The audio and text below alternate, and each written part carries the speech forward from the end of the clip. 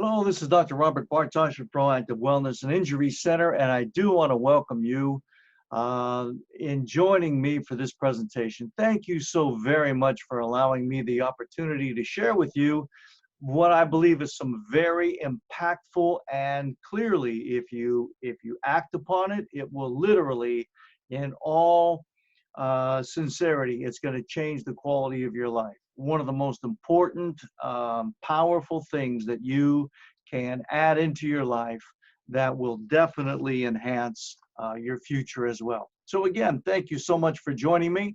Dr. Robert Bartosh here, Proactive Wellness and Injury Center. So without any further ado, let's go ahead and get started, all right? So we're going to talk then about fasting and how to safely add fasting to your busy life. So let's get started.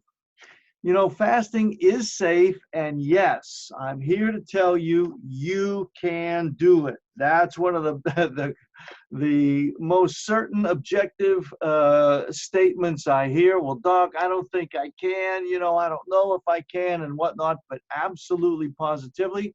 And we encourage a majority of our patients to go ahead and incorporate this into their lifestyle because, as always, our goal is to help the individual to achieve his or her best performance of her life.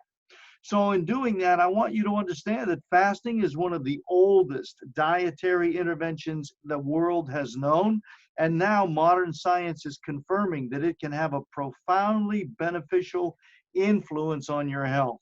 You know, intermittent fasting, and I've done a video on that. You're welcome to go ahead to our YouTube channel and look that one up. But getting into intermittent fasting, it is a powerful approach that facilitates weight loss, which many people are interested in, and there's no denying that.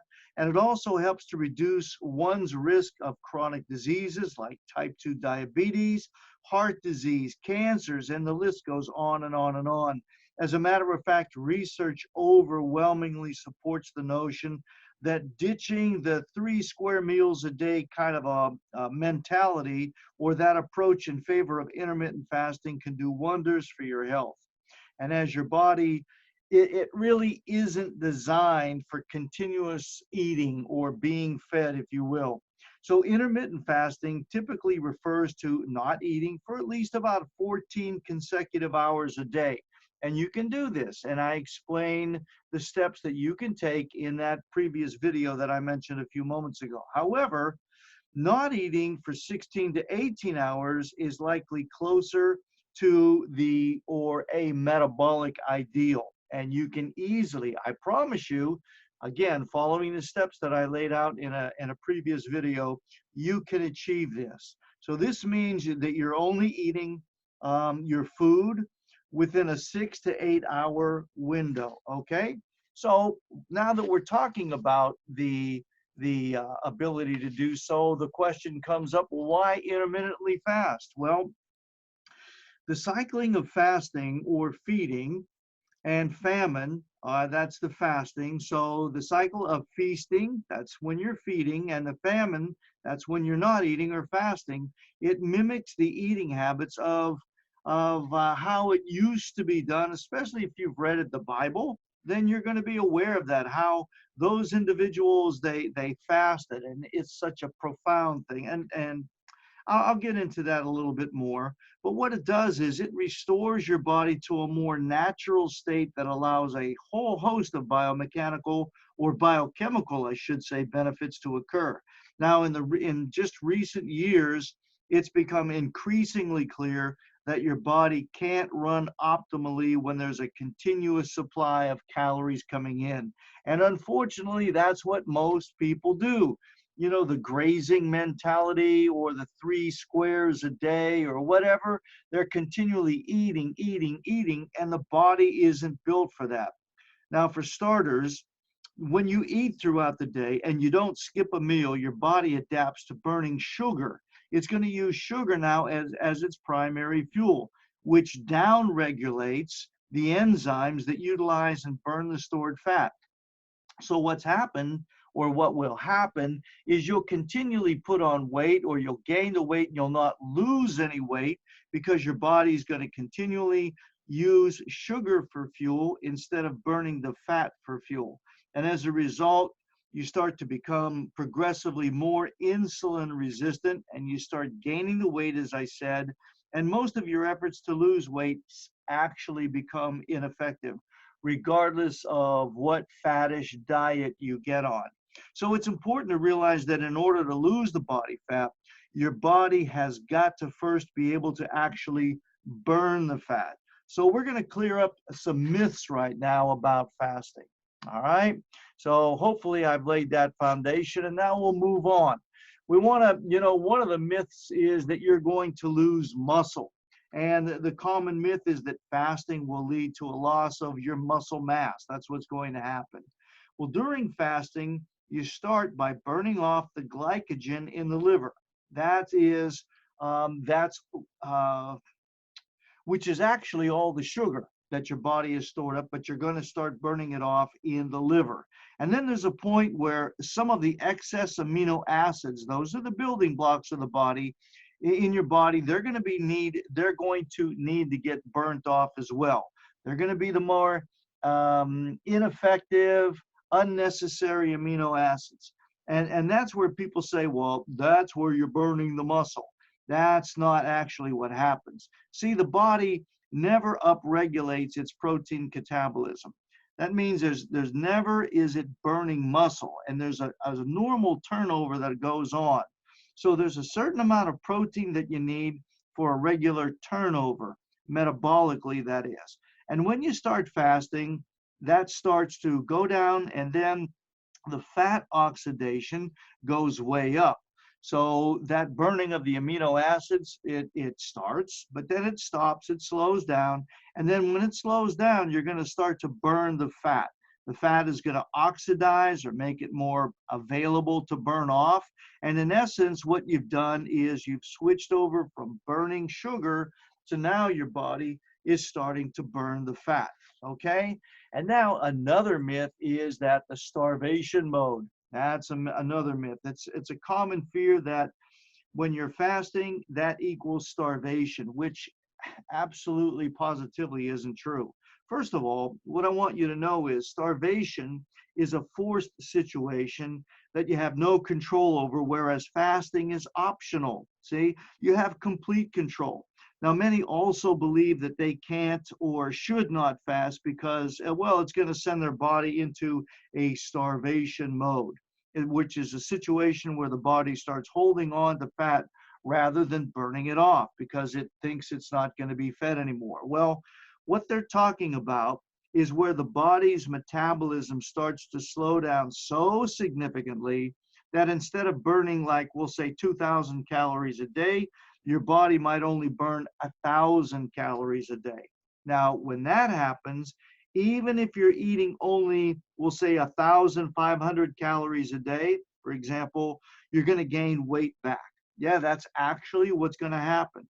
That's what happens when you reduce your caloric intake. Now, we know that as you cut your calories, your intake, your calorie expenditure is going to go down as well. So what I want you to know is that the starvation mode actually is guaranteed if you just try to cut your calories.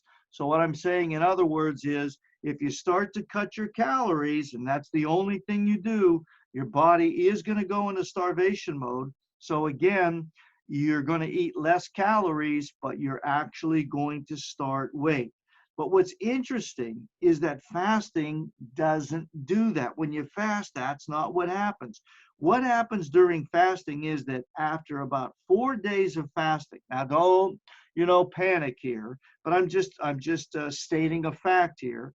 What happens during fasting is that after about 4 days of fasting, what's known as the basal metabolic rate is actually 10% higher than when you started.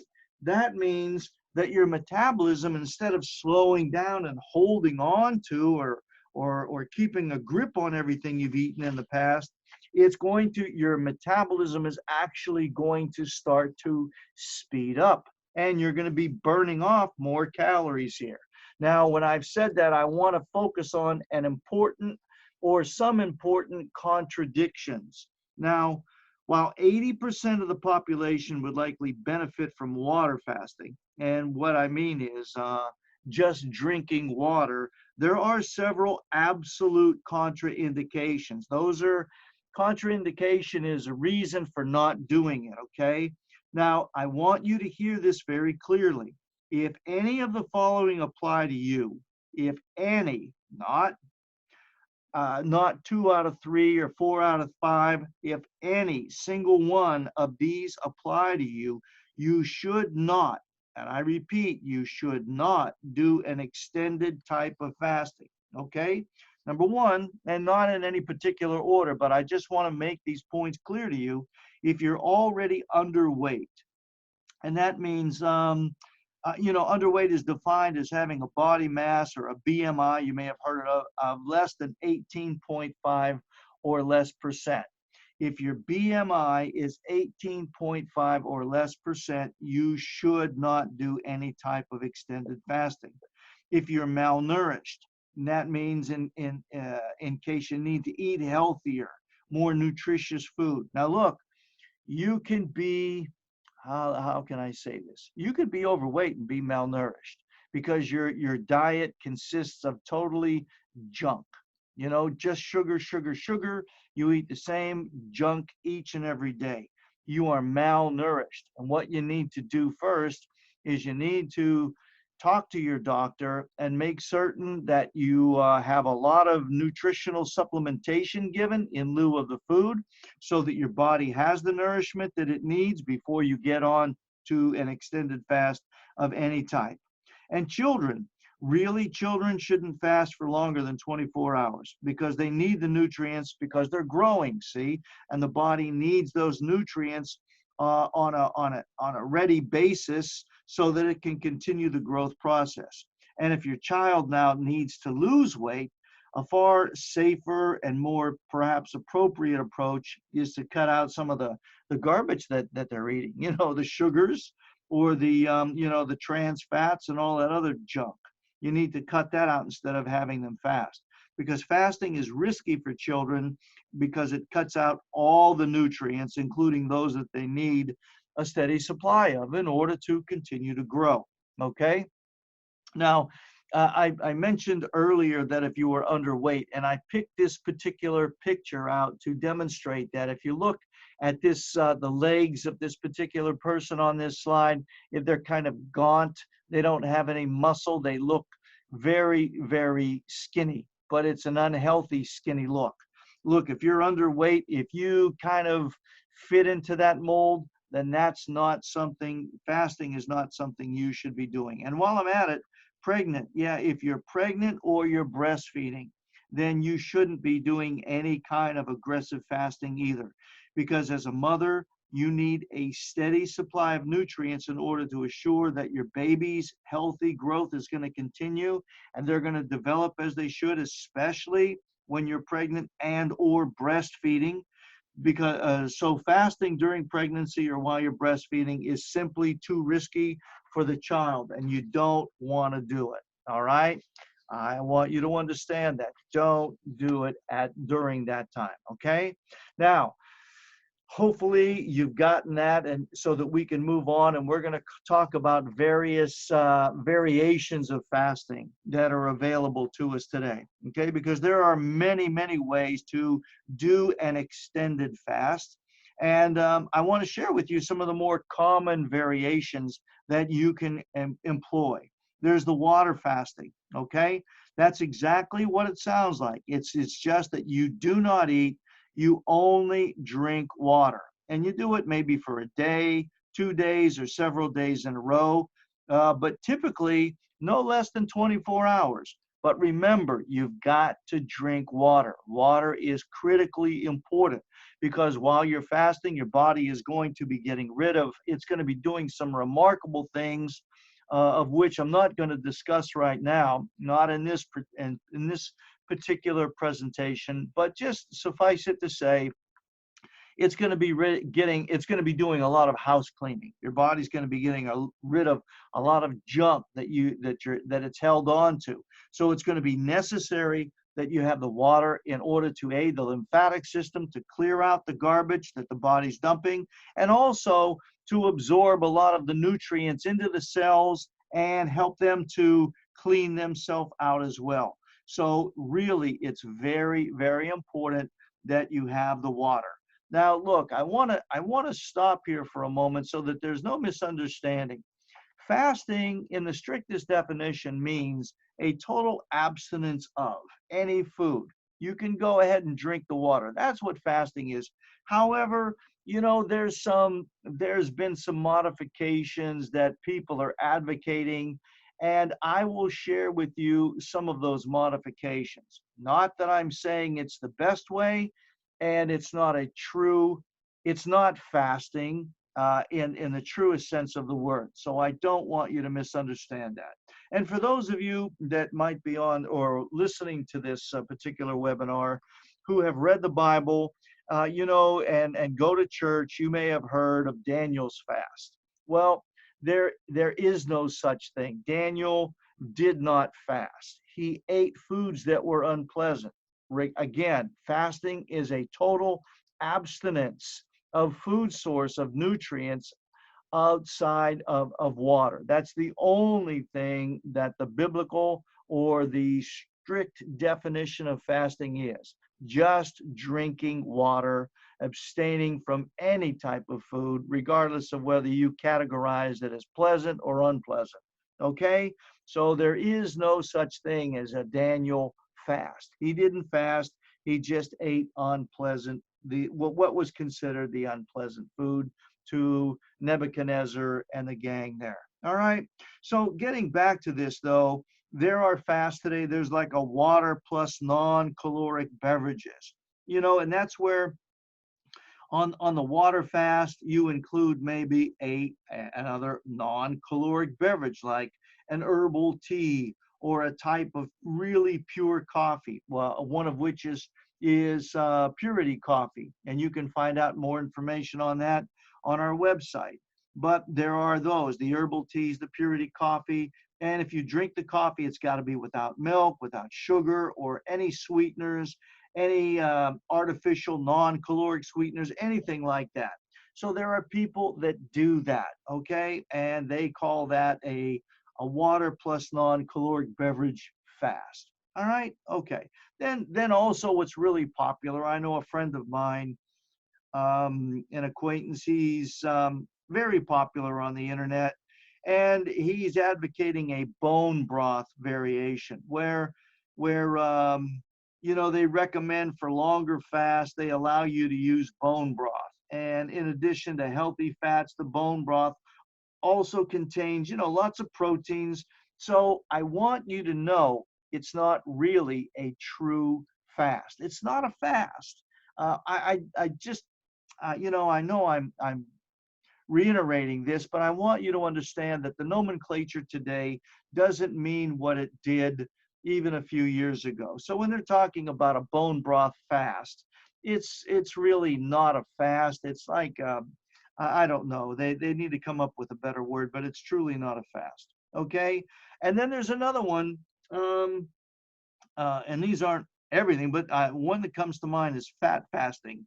And what you do is you allow healthy fats during the fast in addition to the water and the non-caloric beverages. And while you probably you would need a stick of butter. You could have what my friend calls a bulletproof coffee. That's like black coffee with butter in it, or coconut oil in it, or a medium chain triglyceride, an MCT oil in it, for example. And alternatively, you could add like fat to your tea. You could do the same thing to your tea, and that's what they call now a fat fasting, which is, so, and I know many of you get on the internet and you're looking for this and looking for that. So I just want you to be, aware of what those options are. But I also want you to understand that if you do follow those types of programs, you are not truly fasting. Okay? I know I'm just very particular about that. Okay, but those are some of the types of fastings. All right. And now I want to talk to you about fasting and meal timing, because that's an issue as well. Now, your body really is fearfully and wonderfully made. It's actually a marvel of ingenuity. And the more you can work with it rather than against it, then the healthier you're going to be. Because what you're doing is you're joining forces with it, you're aiding it. See, that's what you're doing. That's what we attempt to do in our office, is we attempt to achieve and help that particular body that's coming to us with whatever ails them to achieve the best performance, the best expression of their life. See, so in order to do that, you've got to find out what's preventing the body from not functioning at its highest level. You've got to remove it, and then you've got to supply it with the aid, with the help that it needs in order to return to that particular state, right? That's your goal. So I want you to consider some of the following here. Like intermittent fasting, it involves scheduling your meals in such a way that you get a period of fasting each and every day. Typically you eat all of your meals within like a 6 or 7 hour window. That's what you want to do when you intermittent fast. And many people, when they first start intermittent fasting, they decide to skip breakfast. That's great. See, you go to bed, hypothetically, we'll say that you go to sleep at we'll say 10 o'clock at night. So when you're sleeping, you're in a state of fasting. You're not eating. And then you wake up in the morning, and instead of eating at 8 o'clock in the morning, like my little clock here demonstrates, you pass that. You don't eat then, and you wait till noon. So you've got from 10 until 10 in the morning, that's 12 hours, and add 2 more. That's a 14-hour fast you just accomplished. Isn't that wonderful? See, and it's easy to do. It really, really is. And each and every one of you that's listening to this, you can do it. You can do it. That's a great starting point. So instead of eating breakfast, you just skip it and you don't eat until noon. And then you stop eating and you eat all of your meals within 6 to 7 hours. So you start eating at noon, and then your last meal you eat like at 5:30 at night, and you don't eat anymore. No snacking or anything. What you've done then is an intermittent fast, and you can do that repeatedly. Your body will love you for it. See, that's just one example of intermittent fasting. And again, you can go to the presentation I did where I focus specifically on intermittent fasting and the variations thereof. Okay. Now, when we look at the body, we can see that we understand that it's not a good idea to eat late at night, because that's when your body is readying for rest and regeneration and repair. That's what it does when you're sleeping. And if you eat close to going to sleep at night, then your body is working on digesting that food when it should be shut down, and it should be resting, it should be regenerating itself, it should be repairing itself, and it's not able to do so. So again, don't eat late at night before you're ready to go to sleep, okay? Eating in the evening creates a surplus of what's called ATP, or adenosine triphosphate, which will simply generate excessive amounts of damaging, let me see, damaging reactive oxygen in your body. It increases the oxidative stress on the body. It's another subject for another time, but just believe me when I say you don't want to do that, because you're actually burdening your body, okay? So don't eat late at night. Regardless of how hungry you are, just get through the moment, go to sleep, and you're going to be benefited for it, okay? All right.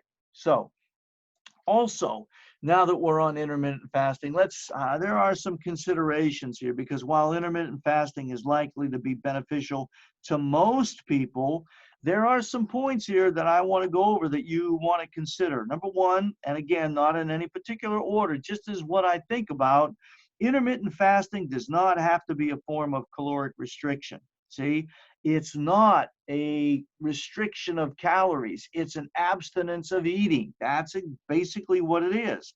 And it's a practice that really, it actually makes you feel good. See, if your fasting strategy is making you feel weak or lethargic, then you need to reevaluate your approach, because your body is speaking to you and telling you that maybe, hey, you're malnourished and you really need to have a conversation with your doctor and find out how you can go ahead and supply the energy your body needs to carry you through these periods of fasting, because you shouldn't be feeling weak and you certainly shouldn't be feeling lethargic.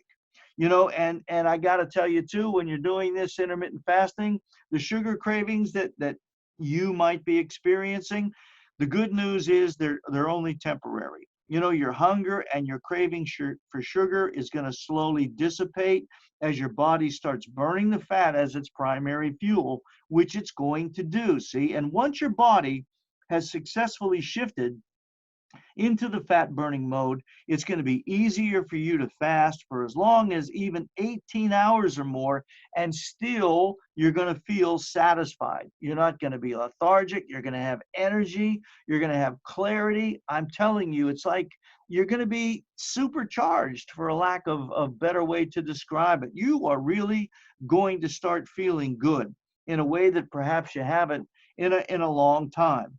And I want you to also know that it's really not advisable, while I'm on this subject, to practice intermittent fasting if your daily diet is filled with processed foods. The packaged foods, the microwavable foods, those kinds of, it's not a good idea. I really wouldn't advise it, because intermittent fasting, while it may sound like a panacea against ill health and excess weight, it alone may not provide you with all of those benefits. See, the quality of your diet, it's really going to play an important role if you're looking for more than merely weight loss. If you're looking to get healthy, then what you've got to do is you've got to invest in the foods.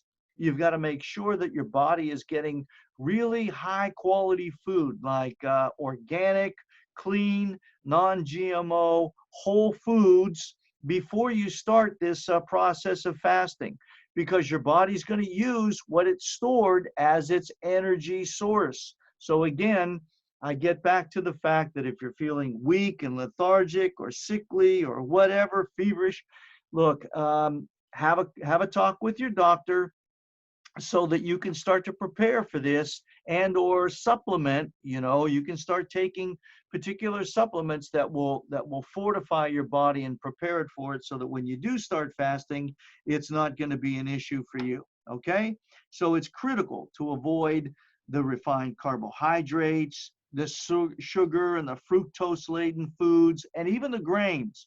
You got to focus your diet on the vegetable carbohydrates. Those are going to be the best, and healthy proteins, and you want to do so like in moderate amounts, and the healthy fats like organic or whole butters, and the eggs, the avocados, the coconut, the olive oils, the coconut oil, and even some raw nuts. And peanuts are not nuts, so those, excuse me, are not part of the recommendations that I'm making. You don't want to eat peanuts. The macadamias, the Brazils, the hazelnuts, the almonds, all of those are great nuts to eat, but not the peanuts. All right. So you want to eat those types of foods. So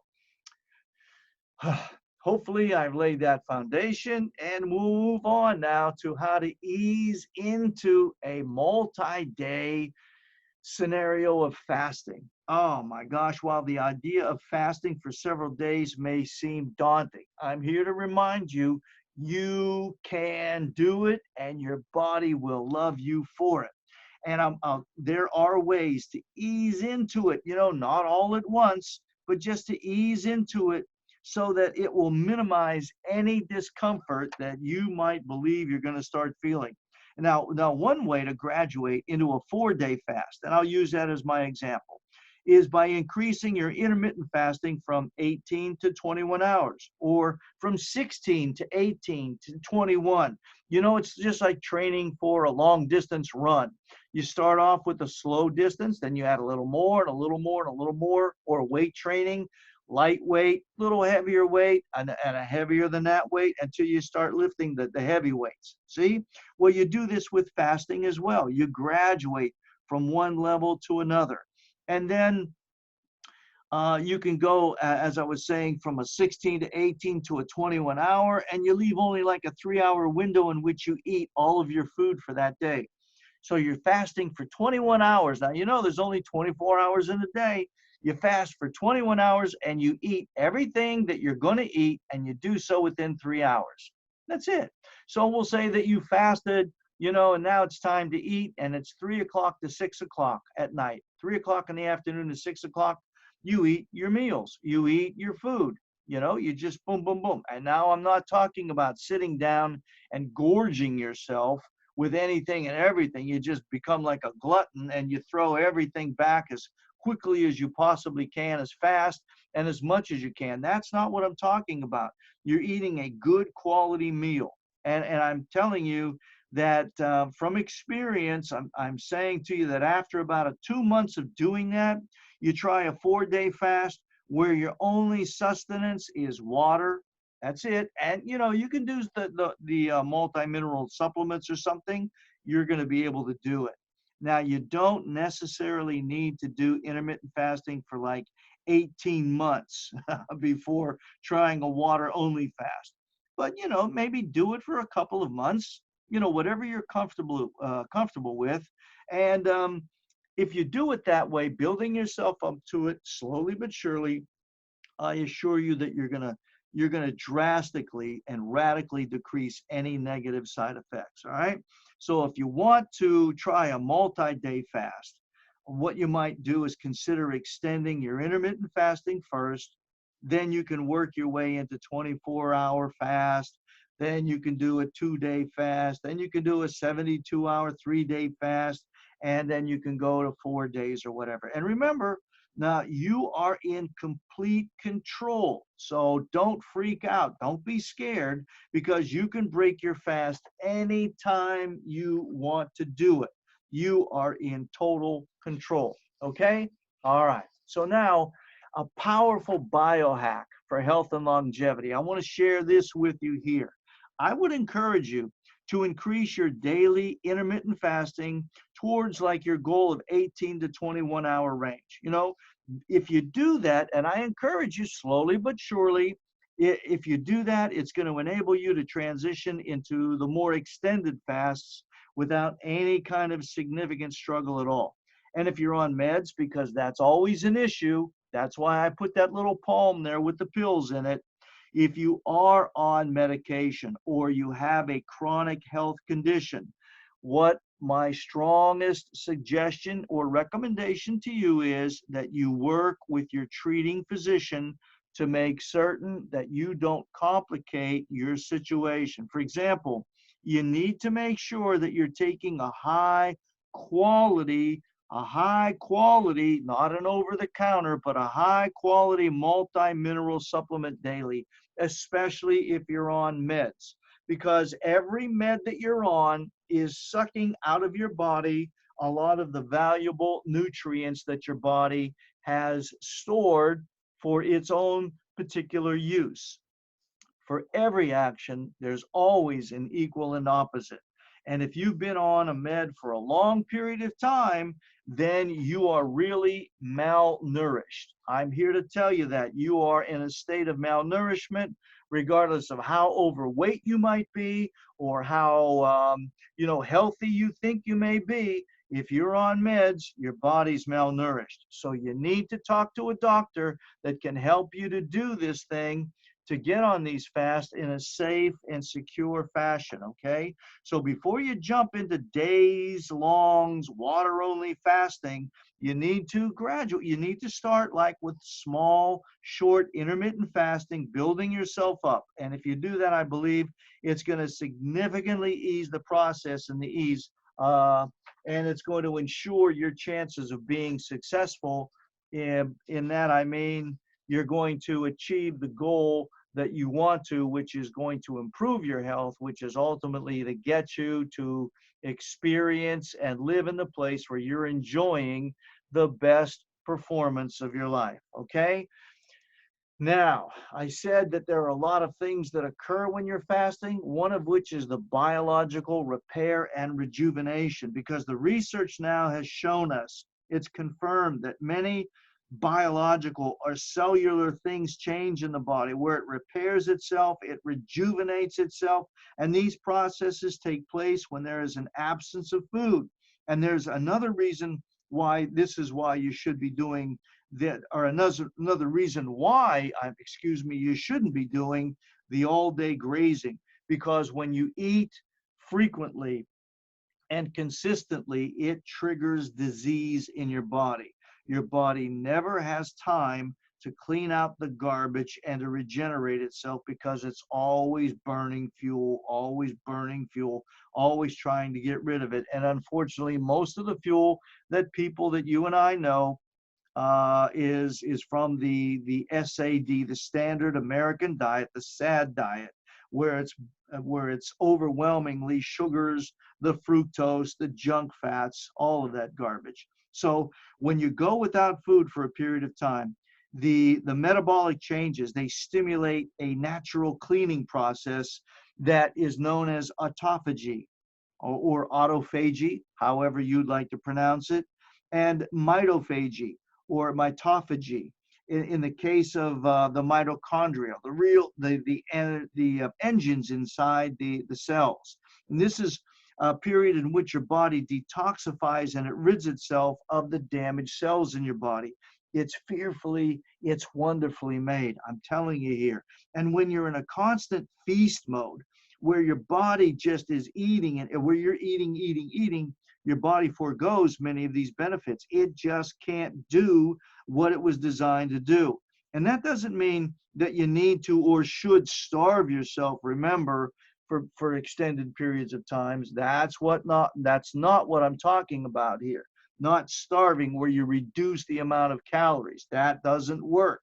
What you've got to do is fast, see? So simply cycling between periods of eating and fasting on a daily or a weekly schedule, you can do that, and that's been shown to provide many of the same benefits as complete fasting, where you don't eat for several days. So what I'm saying here, in other words, is you can eat a couple days, fast for a day, eat a couple days, fast for a day, and then cycle that, see, until you can get into, where you can do it for longer periods of time, right? All right, because what you eat still matters.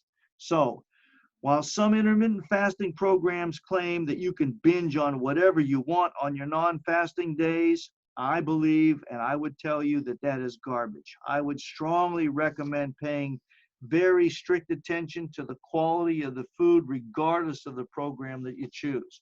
Because what you eat is what you become. What you eat is what your body's going to use for fuel and to sustain and repair and regenerate itself, right?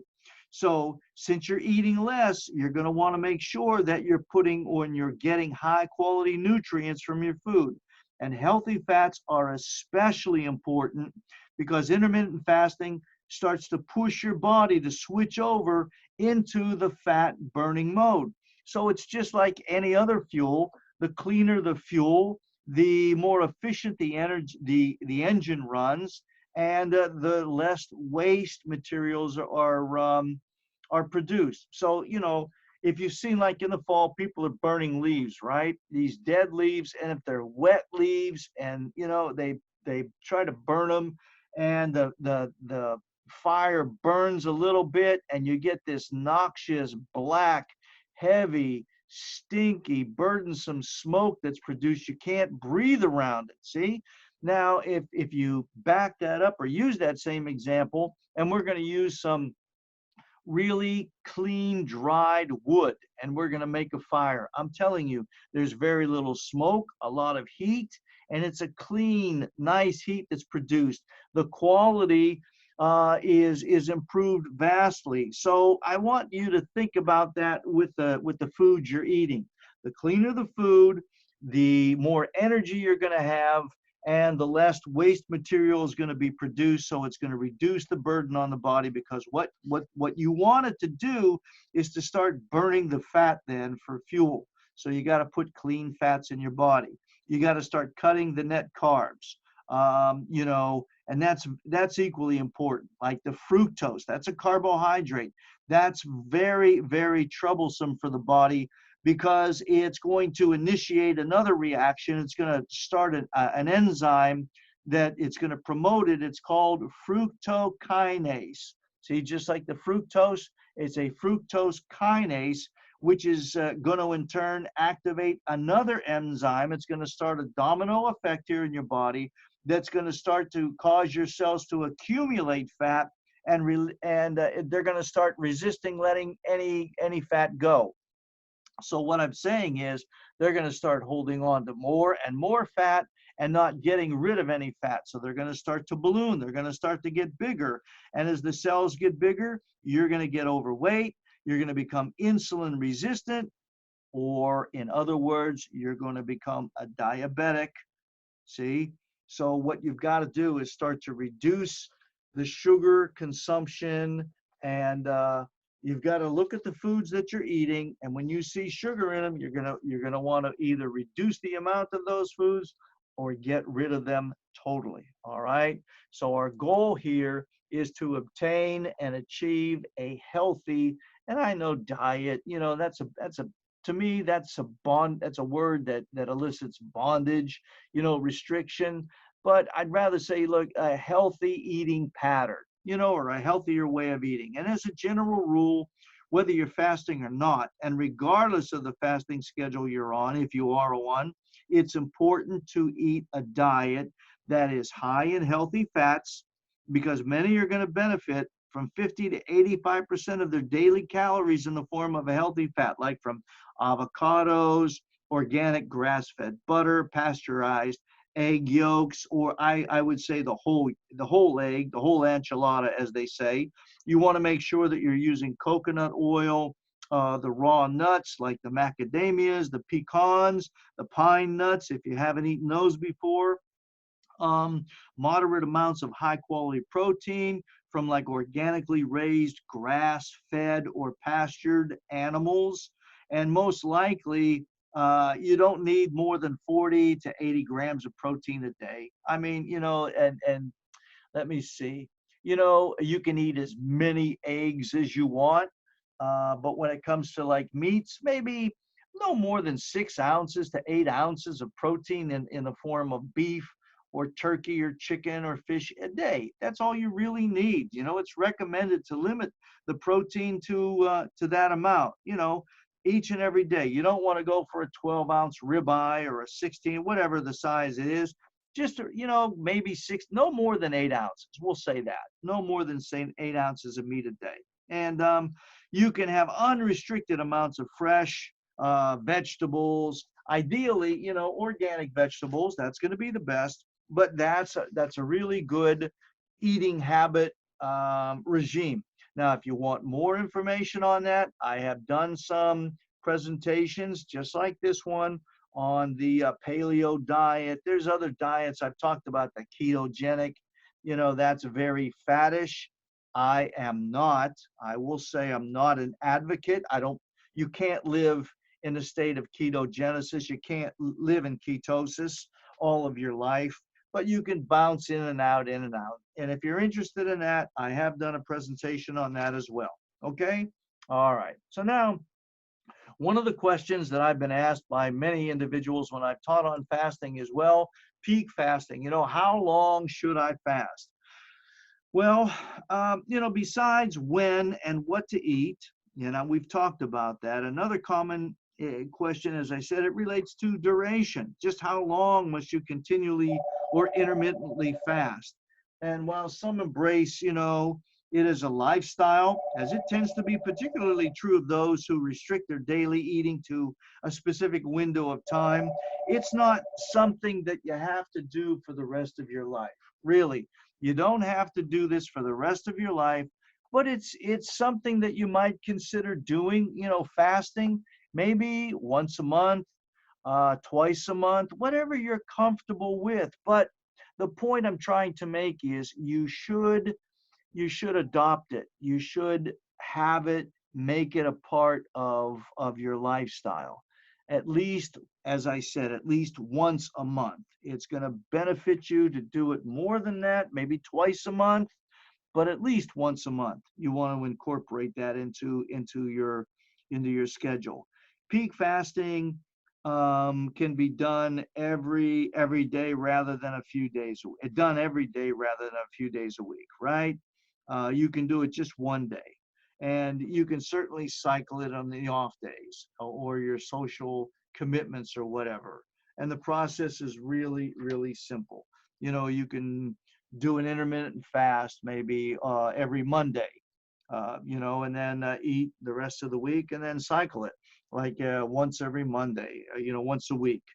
It just depends on what your goal is, how quickly you want to achieve that goal, and how long you want to maintain that goal. Okay? So with that, I want to give you some tips here for making it through that transition period, for going in the ways that you currently are living and then introducing this into your lifestyle. Because the toughest part of any of the intermittent fasting plans is getting through the initial transition, which can take anywhere from maybe 7 to 10 days for some people. That you have that struggle, you have the sugar cravings, or the stomach is, talking out loud, and everybody within a 10 block, radius can hear your stomach growling, or, you just, every time you walk by or go into the kitchen, you swear that the refrigerator is talking to you, or you open up the cabinets and the food is saying, eat me, eat me. You go through those periods. So look, maybe it usually lasts about 7 to 10 days, maybe even longer for some people. It depends on how insulin resistant you are, if you're a pre-diabetic or diabetic. And there's other factors like your weight, your blood pressure, your cholesterol levels. And even if you're not consistent with fasting, you can wind up cheating. And I don't want you to do that. About 10% of the people, when they get into fasting, they say that they get headaches as a side effect when they first start. But the biggest complaint, I've got to tell you, in my years of experience for most of the people, has been that hunger pang. And it may be helpful to remember that part of why you're craving food is because your body hasn't yet made the switch from burning sugar into burning fat as its primary fuel. That's what you want it to do. And as long as your body is running on sugar, it's a fast burning fuel. That's what it is. It burns up real quickly. It's like newspaper. You put it in the fireplace and boom, it catches on fire and it's gone. And that's the way it is, see, in your body. Frequent, and when you have that sugar that the body is burning or using for fuel, frequent hunger pangs are going to be your norm. That's just the way it is. And fat is far more satisfying, and it's a much slower burning fuel. So remember, if you have a diet right now that's high in carbohydrates, and that's going to severely inhibit your body's ability to produce the fat or switch to the fat as an energy source, okay? So that's just where you're headed, and I want you to know that. And another factor that can trip you up during your transition period is really psychological. If you're used to grazing throughout the day, it's going to take some time for you to break the habit. And one trick, I should say, is actually to drink more water. And oftentimes people mistake that thirst for hunger. And you're hungry, where actually your body just might be thirsty. So you want to just drink more water. Okay. Now, one of the benefits of intermittent fasting is that, and it has really a long list of health benefits. You're releasing ketones into your bloodstream, and that's going to help preserve your brain function, and it's going to help protect you against epileptic seizures. This is one of the things that we encourage our patients that come to us that have seizures. We try to help them to indoctrinate fasting into their lifestyle. It's going to help improve your cognitive impairment, or eliminate, I should say, the cognitive impairment, and other types of neurodegenerative diseases. It's going to boost the production of brain-derived neurotrophic factors, that's going to stimulate the creation of new brain cells, and it triggers the brain chemicals that protect your brain against like Alzheimer's or Parkinson's disease. Honest to goodness, fasting is that's why I said, as we first got into it, it's one of the most single most powerful, beneficial things that you can do for your body. It's going to increase your growth hormone in men and in women, and it's going to produce muscle development and vitality. It's going to lower your insulin, which improves your insulin sensitivity. And, the studies have even shown that intermittent fasting can prevent and reverse type 2 diabetes. See, you can get off the metformin or the glucophage or whatever they put you on, and the insulin, you can get off of it. You can get rid of diabetes by fasting. It can increase the levels of the neurotransmitter norepinephrine, and that's going to help your body break down fat. See, and that's going to help to make more fat available for burning. See, so you're going to start to lose that weight. It's going to what's known as upregulate or increase that autophagy or autophagy and the mitophagy that I talked about a few slides ago. That's going to help protect your body against most diseases, including developing cancer and neurodegenerative diseases, like we talked about, the Alzheimer's and the Parkinson's and whatnot. And it lowers the oxidative stress and inflammation. That means that you're going to look younger longer. Yeah, it actually helps to reverse the aging process. It's going to improve your circulation. It's going to reduce your blood pressure. It can help reducing some of the cardiovascular issues that you may have had. See, and it's going to protect your heart against any cardiovascular issues from developing. It's going to help to lower your cholesterol so you can get off of those statin drugs, man, which are so damaging to the body. See, and also I want to tell you this. It can help aid in cancer and dementia. I mentioned that just a few moments ago, but I want to get into it just a little bit more. Besides the normalizing your weight, which most people, and I understand that, besides reducing, helping you to lose weight, intermittent fasting and fasting itself is one of the ways which you can significantly, and I don't use that word lightly, it can significantly boost or increase what's called your mitochondrial health. Those are those little engines inside your cells, and that are going to create energy, and it's going to make the burning of that energy more efficient, which is really important if you have any chronic diseases or you want to prevent chronic diseases from developing in your body. Problems like heart disease, brain diseases, Alzheimer's, dementias, cancers. It just goes on and on and on. The fasting also has a very beneficial impact on the brain function itself, and it can help you, as I said a few moments ago, that brain fog that people talk about all the time. They can't remember this, they can't remember that. My goodness, fasting is going to help to improve that or reduce it significantly. And also, it helps improve your insulin sensitivity. Like other studies before, and I'm really into research, we find that fasting helps to improve your insulin sensitivity. It reverses diabetes.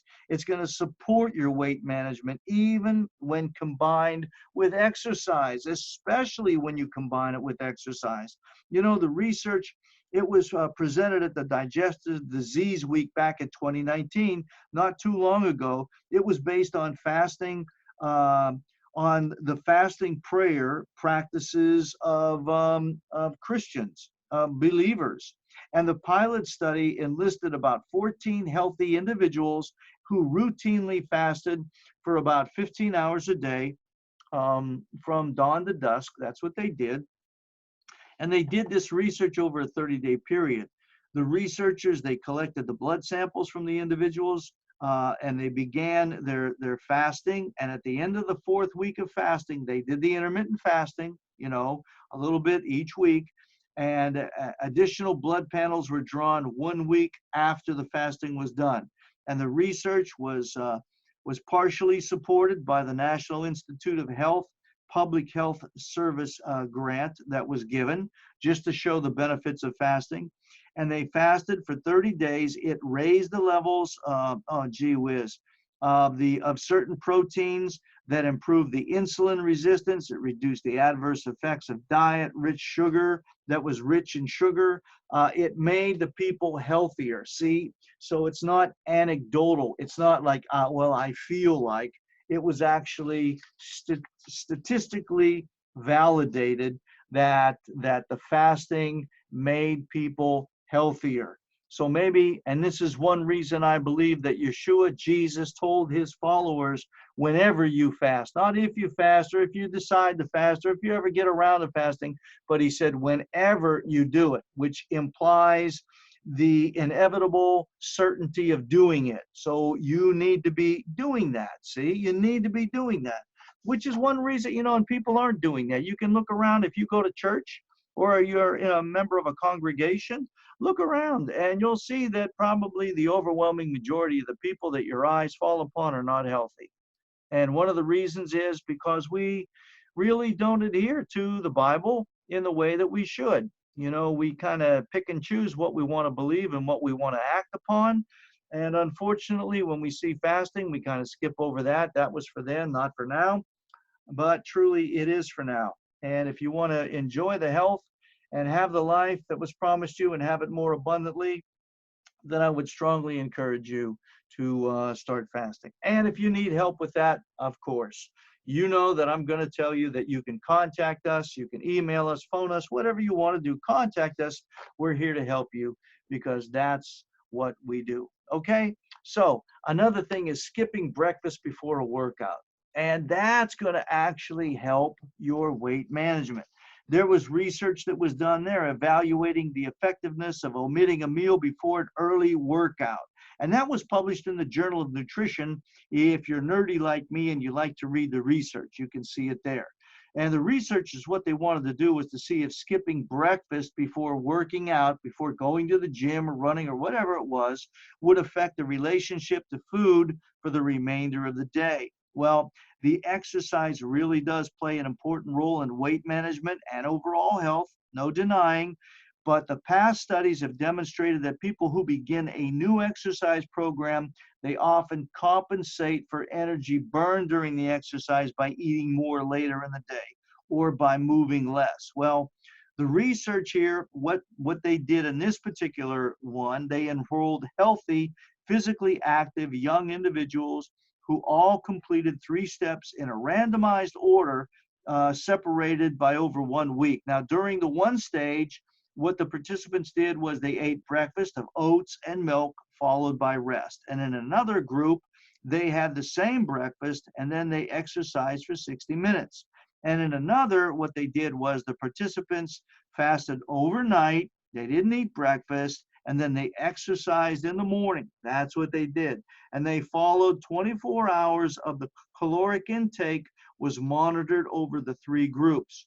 The researchers found that those who didn't eat all night and then they skipped breakfast and then they exercised, they had a negative 400 caloric intake during the day as compared to those who ate or rested and ate and before they worked out. So what I'm saying is the research said that they ate a whole lot less. Those that didn't eat, through the night, of course, when they slept and they got up in the morning, they didn't have a breakfast, but they just went and they exercised. They ate much, much less than those who ate even a small breakfast and then exercised. For there's a little caveat there that you can go ahead and incorporate and get a little bonus if your goal is to lose a little bit more weight more expeditiously, right? Okay, so now, as I said earlier, if you do have any questions, and hopefully I've gotten your gray material, your gray matter above your shoulders there stimulated, where you're thinking about all these different things and trying to put together some of the information that I shared with you. If you have questions, please don't hesitate in contacting us. And look, as a way of thanking you for sitting and listening to this particular presentation, there is no cost, there is no obligation for the initial consult that you might want to take advantage of. So you can contact our office, you can call us, you can email us, whatever you'd like to do, and you can let my office manager Sue know that you watch this presentation and you would like to set up a time where you can ask questions of me. We'll be more than happy to do so. We can set that time up for you, have your questions ready, and we'll certainly review them for you. Okay? I want to thank you so very much for allowing me to have an opportunity to share this information with you. And again, we invite you to subscribe to our YouTube channel, which is Dr. Robert Bartosh. Please, you can like us on Facebook, Proactive Wellness and Injury Center. We have a new site that we're developing called Body Mechanics on Facebook. We invite you to join that as well, where we're going to be sharing a lot of information like this to help you and people like you that want to achieve the best performance of their life do so with the information that's provided. Okay? So again, we thank you. I thank you. And until the next time, and as always, God bless.